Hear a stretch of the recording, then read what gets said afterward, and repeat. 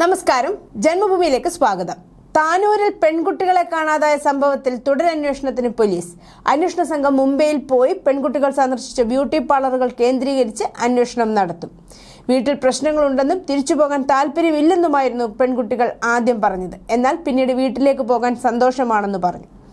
ഇതിനിടെ കോൺഗ്രസ് നേതാവ് സന്ദീപ് വാര്യർ ഈ വിഷയത്തിൽ ചറപറ പോസ്റ്റ് ഇടുന്നുണ്ടായിരുന്നു. ഇതോടെ താനൂരിലെ പെൺകുട്ടികളെ കാണാതായ സംഭവത്തിൽ തനിക്കെതിരെ നടക്കുന്നത് അപവാദ പ്രചാരണമാണെന്ന് മുംബൈയിലെ സലൂൺ ഉടമ ലൂസി. കോൺഗ്രസ് നേതാവ് സന്ദീപ് വാര്യർക്കെതിരെ നിയമ നടപടി സ്വീകരിക്കുമെന്നും കുട്ടികളെയോ അവരോടൊപ്പം വന്ന യുവാവിനെയോ നേരത്തെ അറിയില്ലെന്നും സലൂൺ ഉടമ വ്യക്തമാക്കി.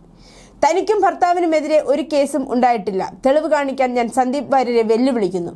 ഇടക്കാലത്ത് കട അടച്ചിട്ടത് നവീകരണ പ്രവർത്തനങ്ങൾക്കായി, അല്ലാതെ ആരും പൂട്ടിച്ചിട്ടില്ല, ലൂസി പറഞ്ഞു. സന്ദീപ് വാര്യർ എന്ന ഒരാളാണ് എനിക്കെതിരെ പരാതി പറഞ്ഞിരിക്കുന്നത്. അയാൾക്ക് എന്നെ അറിയില്ല, എനിക്ക് അയാളെയും അറിയില്ല. പ്രശസ്തനാകാൻ വേണ്ടി അയാൾ ചെയ്യുന്നതായിരിക്കും ഇത്. അയാളുടെ കയ്യിൽ തെളിവുണ്ടെന്നാണ് പറയുന്നത്. പ്രൂഫ് കാണട്ടെ. ഞങ്ങൾ എന്തായാലും സന്ദീപ് വാര്യർക്കെതിരെ നിയമ നടപടികളിലേക്ക് കടക്കുകയാണ്, ലൂസി പറഞ്ഞു.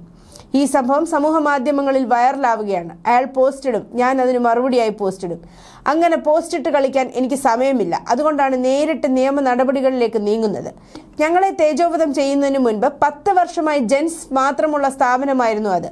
ഹസ്ബൻഡായിരുന്നു ഈ കട ആദ്യം നടത്തിയിരുന്നത്. പക്ഷേ എനിക്ക് പുറത്ത് ഒരു ഷോപ്പിൽ വർക്ക് ചെയ്ത് എക്സ്പീരിയൻസ് ആയപ്പോഴാണ് ഹസ്ബൻഡിനോട് ഇനി ഈ കട ഞാൻ നടത്തിക്കോളാം എന്ന് ഞാൻ പറഞ്ഞത്.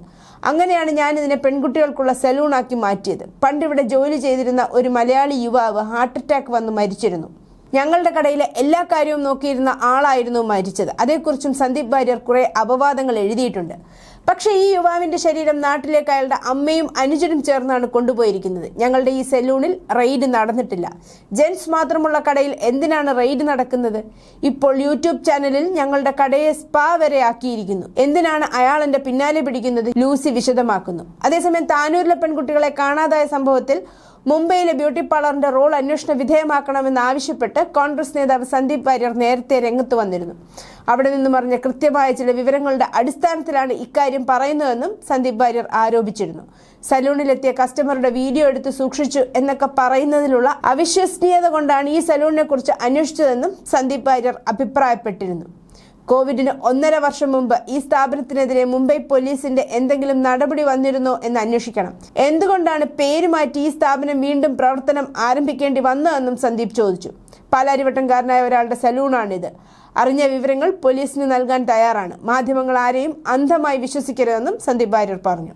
News desk, Janmabhumi.